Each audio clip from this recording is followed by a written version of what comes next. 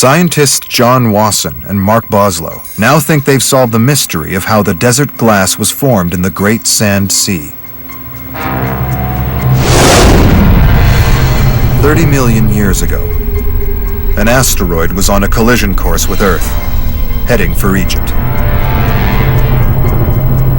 As it began to burn up, it created a hot plume in its wake. Before reaching the ground, it exploded into a blistering fireball.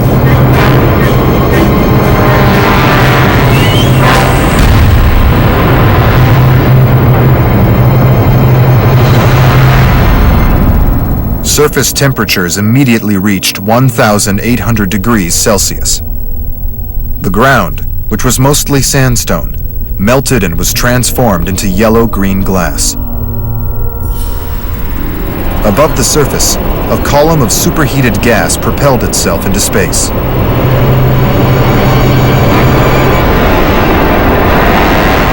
The total effect was far more devastating than if it had simply hit the ground.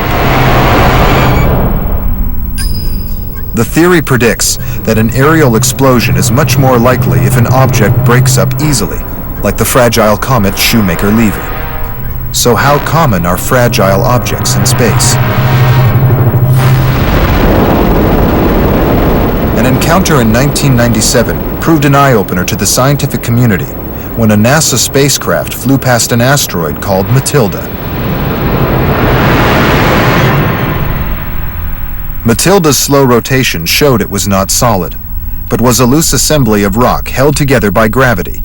They call it a flying rubble pile. We've discovered a number of other asteroids which have similarly low densities, and this has led to a real paradigm shift where now it's accepted that most asteroids probably consist of rubble piles and are extremely weak. These rubble piles are liable to explode if they enter the Earth's atmosphere. Wasson believes he has evidence of another aerial burst, this one on a truly cataclysmic scale. In Southeast Asia, he's found glass in Thailand, Cambodia, Laos, Vietnam, and even southern China.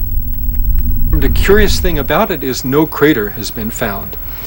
And I think it was a Super Tunguska-like event.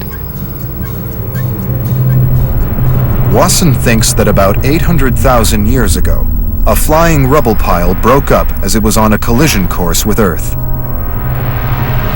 Each fragment created its own fireball. The scorching air incinerated all life over some 700,000 square kilometers and erupted right out into space. Can we protect ourselves from this happening again? The suggestion in recent Hollywood films that a large asteroid heading for Earth should be blown up is possibly not the best idea. In those movies, yeah, Hollywood certainly got it wrong. You can't just explode an asteroid just before it hits the Earth and suddenly the pieces disappear. Now you have a lot more smaller pieces hitting the Earth and they're all making fireballs. You could actually make it much worse by attempting to explode an asteroid just before it collided with the Earth. Luckily, it could be millions of years before there's another collision with a large asteroid.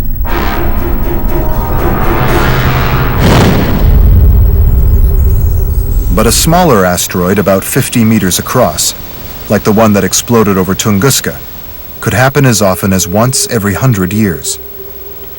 Next time, it might not be over Siberia.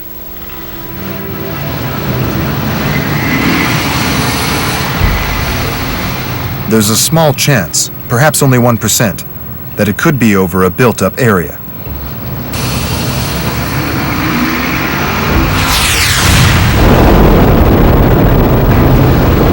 So there would be no warning. If an impact like this were to happen, it's very unlikely that there'd be any advance warning at all. While the probability is small, it's not negligible. It really could happen in our lifetimes. And if it hit in the wrong place, it could be devastating for a city.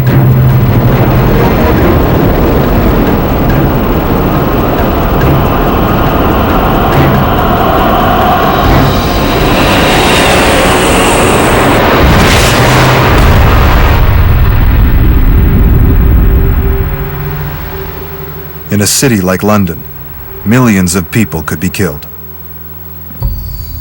The devastation from even a small Tunguska-like fireball would extend over an area 12 kilometers across. We now know that what happened in the Egyptian desert was even more destructive. And we also know it will happen again. There are hundreds of times more of these smaller asteroids than there are of the big ones that the astronomers track. There will be another impact on the Earth. It's just a matter of when.